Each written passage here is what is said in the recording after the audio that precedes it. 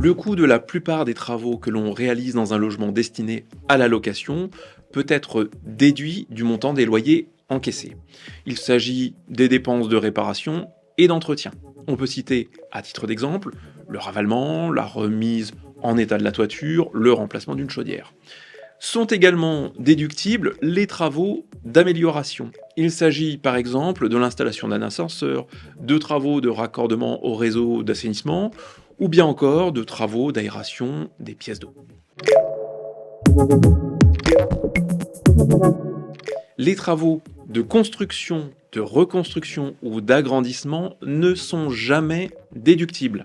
Sont considérés comme tels les travaux ayant pour effet d'apporter une modification importante aux grosses œuvres, les travaux d'aménagement interne qui, par leur importance, équivalent à une reconstruction, et les travaux d'agrandissement qui augmentent le volume ou la surface habitable des locaux existants.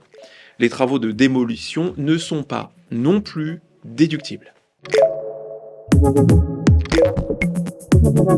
Après imputation des travaux sur vos revenus fonciers, si un déficit foncier apparaît, ce dernier peut, en principe, être imputé sur vos revenus.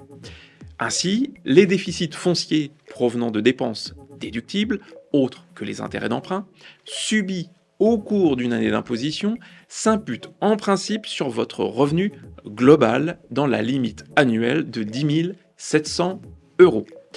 Si le revenu global est insuffisant pour absorber le déficit foncier plafonné à 10 700 €, l'excédent est imputable sur vos revenus globaux des 6 années suivantes.